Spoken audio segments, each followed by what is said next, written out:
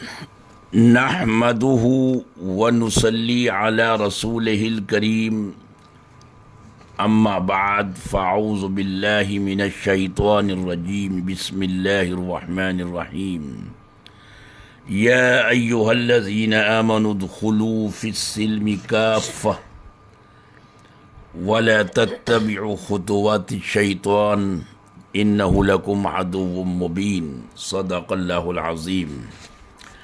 Social India news کے معزز حضرات سامعین و ناظرین، السلام علیکم ورحمۃ اللہ۔ آج 1 اپریل ہے اور آج کا دن موسم بہار کے آغاز سے تعبیر کیا جاتا ہے۔ یہی وہ مہینہ اور وہ دن ہے جب بچے اسکولوں میں داخلہ لیتے ہیں۔ جو بچے پہلے سے پڑھ رہے تھے وہ اگلے سال میں جاتے ہیں، اگلی کلاسز میں پہنچتے ہیں، لیکن اور اسی کے ساتھ ساتھ جو آمد و خرچ کا سالانہ بیورا اور حساب کتاب درج کیا جاتا ہے، اس کی شروعات بھی 1 اپریل سے ہی ہوتی ہے۔ غرض یہ کہ یہ دن کسی بھی طرح اس لائق نہیں تھا کہ اس کو مضحکے کا، مذاق کا، ٹھٹے کا موضوع قرار دیا جاتا، لیکن بدقسمتی کہ یہود و نصارہ اور کفار و مشرکین کی مشابہت آج اسلامی معاشرے میں بھی گھر کر گئی ہے۔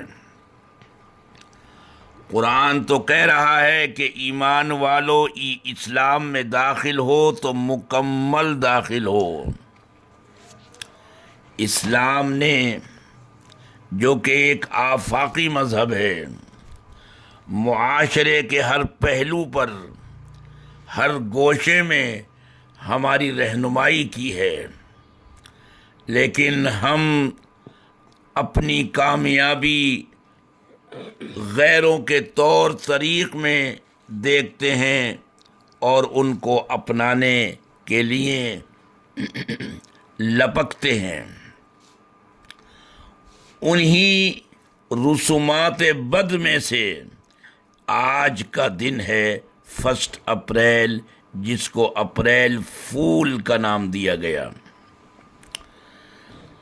اس کی شروعات کب ہوئی، کیسے ہوئی، مختلف وجوہات ہیں۔ ہم ان میں نہ پڑھ کر صرف اس پہلو پر غور کرتے ہیں کہ اپریل فول، جھوٹ بولنا، جو آج کے دن کا شعار بن گیا، جو آج کے دن کا اہم موضوع جھوٹ بولنا، دھوکہ دینا، فریب دینا، لوگوں کو اذیت اور تکلیف پہنچانا، یہ بن کر رہ گیا آج کا دن، اور اس میں خوشی اور مسرت محسوس کرنا۔ اب غیر کریں تو کریں، سوال یہ ہے کہ ہم کیوں کریں اور کیسے کریں؟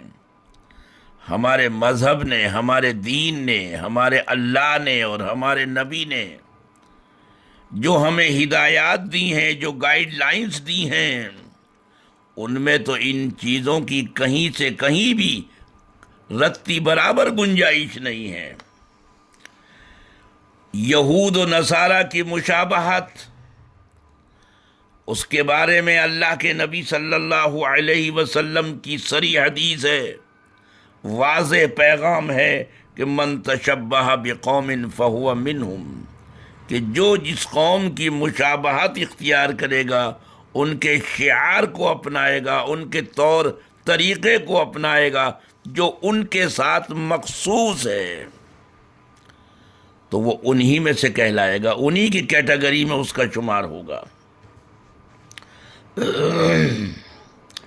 جہاں تک ہلکے پھلکے مذاق، مزاح، آپسی دل لگی کی بات ہے، تو یہ ایک فطری امر ہے جس کی اسلام نے بھی اجازت دی ہے، نبی کریم صلی اللہ علیہ وسلم نے اپنے عمل سے اس کو واضح کیا ہے، اس لیے کہ یہ نیچرل اور فطرت کا تقاضا ہے آپس میں ہلکا پھلکا مذاق۔ چنانچہ حضرت ابو ہریرہ رضی اللہ تعالی عنہ کی روایت ہے کہ ہم نے پوچھا کہ یا رسول اللہ انک تدعبنا، آپ ہم سے مزاح فرماتے ہیں، ہنسی مذاق کرتے ہیں؟ آپ نے فرمایا کہ ہاں کرتا ہوں، لیکن انی لا اقول الا حقا، لیکن میں جو بھی کہتا ہوں مذاق اور مزاح کے طور پر، اس میں بھی سوائے حق کے اور کچھ نہیں ہوتا۔ تو غرض یہ کہ ہلکا پھلکا مذاق اور دل لگی اور آپس میں مزاح، اس کی تو گنجائش ہے، لیکن وہ مذاق جس میں صریح جھوٹ ہو، دھوکہ ہو اور اذیت ہو، اور کفار و یہود کا شعار ہو، اس کی تو کہیں سے کہیں تک بھی اجازت نہیں ہے۔ جہاں تک کہ جھوٹ کی بات ہے، نبی کریم صلی اللہ علیہ وسلم کی حدیث ہے، حضرت صفوان ابن سلیم کہتے ہیں کہ نبی کریم صلی اللہ علیہ وسلم سے پوچھا گیا کہ ایکون المؤمن جبانا، کیا مومن بزدل ہو سکتا ہے؟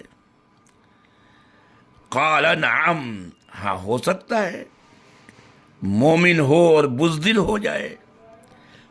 فقیل لہ، کسی نے پوچھا کہ ایکون المؤمن بخیلا، کیا مومن کنجوس ہو سکتا ہے، بخیل ہو سکتا ہے؟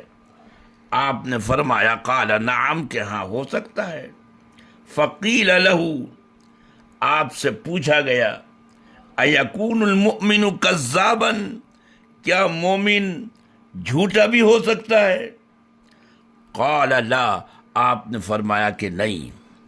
تو مومن میں انسانی اور بشری تقاضوں کے اعتبار سے، ان کی بنا پر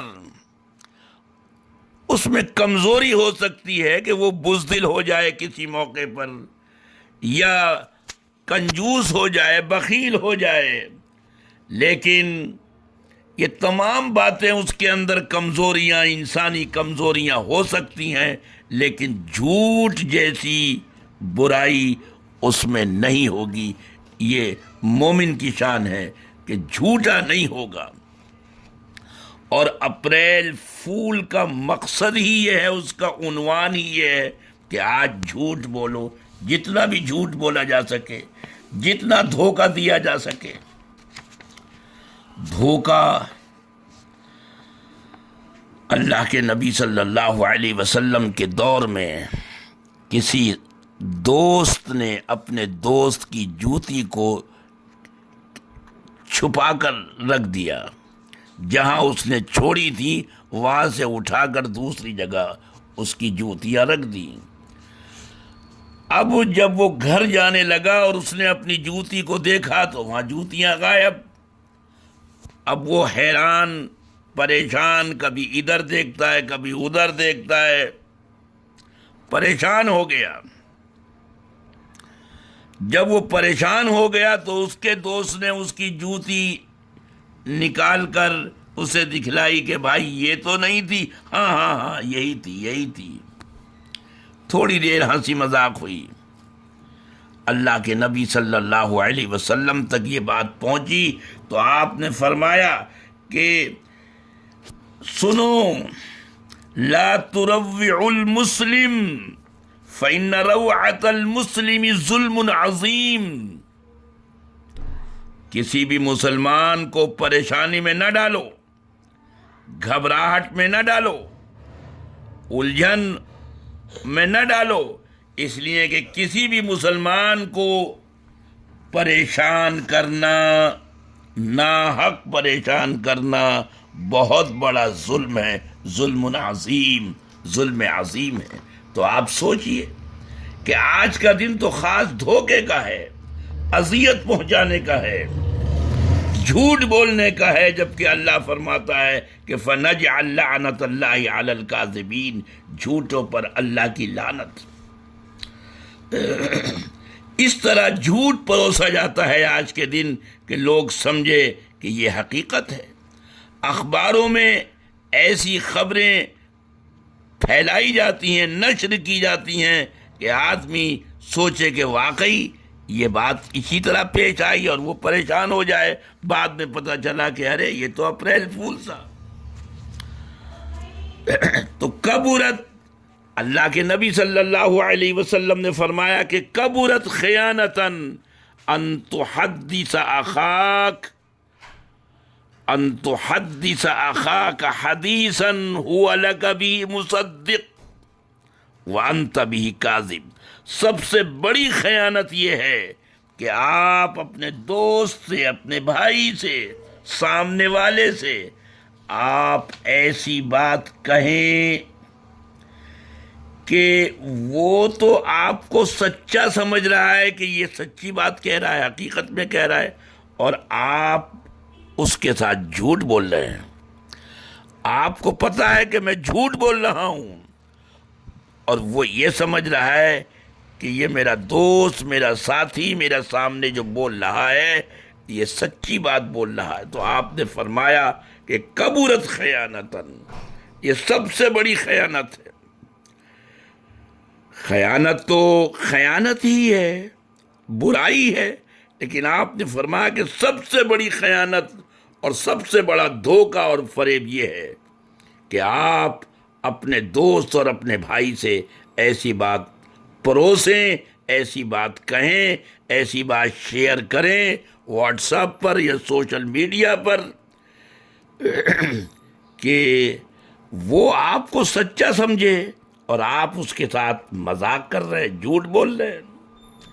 میرے نبی کریم صلی اللہ علیہ وسلم نے فرمایا کہ انا زعیم ببیت فی وسط الجنہ، میں ذمہ لیتا ہوں کہ جنت کے درمیان اس شخص کو گھر دلواؤں گا، اس شخص کو میں جنت کے درمیان گھر دلواؤں گا، میں ذمہ دار ہوں،